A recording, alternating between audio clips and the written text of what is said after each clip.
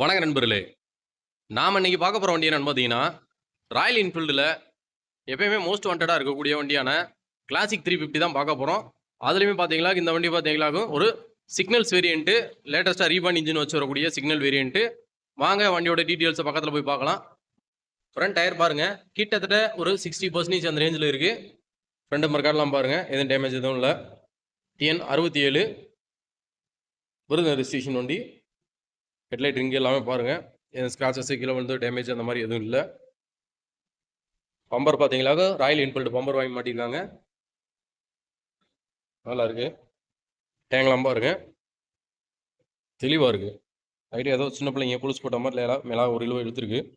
Kilometre பார்த்தீங்கன்னாக்கா 16,389 kilometre அந்த range ஓடி இருக்கு. மார்ஸ் கிரே கலர் அப்படின்னு சொல்லுவாங்க இந்த கலரை. சீட் கவர்லாம் பார்த்தீங்கன்னாக்க லெதர் கம்பெனிலேருந்து வந்தது தான்.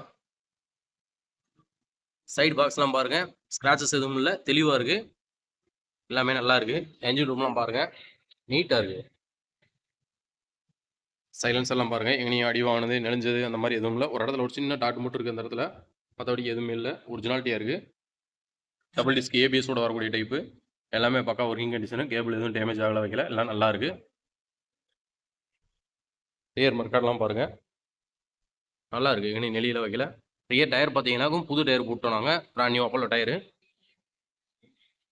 சரி கார்டு எல்லாமே பார்த்தீங்கன்னா பர்ஃபெக்டாக இருக்குது. லெஃப்ட் சைடுமே டோர்லாம் பாருங்கள், எங்கேயுமே சின்ன ஸ்க்ராச்சஸ் கூட இல்லை. ஹெல்மெட் மட்டும் போட்டு டேங்குமே பார்த்தீங்கன்னா தெளிவாக இருக்கும், தெளிவாக இருக்குது. இது வந்து பார்த்தீங்களாக்கும் செப்பரேட்டாக ஒவ்வொரு வண்டிக்குமே ஒரு நம்பர் போட்டிருக்கும்.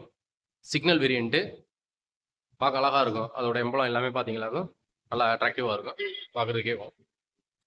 என்ஜின் ரூமே பாருங்கள், லெஃப்ட் சைடுமே எங்கேயுமே ஒரு நட்டு போட்டு ஸ்லீப் பண்ண வச்சு அந்த மாதிரி எதுவுமே இருக்காது, ஒரிஜினாலிட்டியாக இருக்கும்.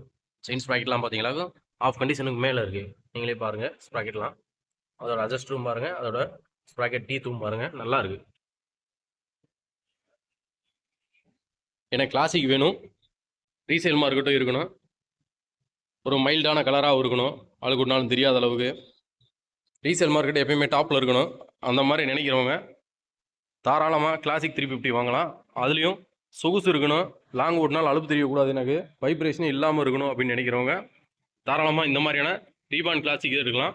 இந்த வண்டி ஓரளவுக்கு பார்த்தீங்களா ரீசனபிள் மைலேஜ் ப்ளஸ் பார்த்தீங்களாக்கும் வைப்ரேஷனே இல்லாமல் இருக்கும், லாங் ஓட்டுறதுக்கும் சூடபுளாக இருக்கும், அலுப்பு இருக்காது. ப்ளஸ் பார்த்தீங்களாக்கும் 4 o'clock எல்லாமே பார்த்தீங்களாக்கும் இக்னிஷன்லேயே வந்துடும். ப்ளஸ் நீங்கள் டிஜிட்டல் மீட்ரு, நீங்கள் பெட்ரோல் எவ்வளோ இருக்குன்னு பார்த்துக்கலாம். அது இல்லாமல் அதோட ஓடோமீட்டர் டீட்டெயில்ஸ் எல்லாமே பார்த்தீங்கன்னா இதுலேயே எந்த கன்சோல்லையே பார்த்துக்கலாம்.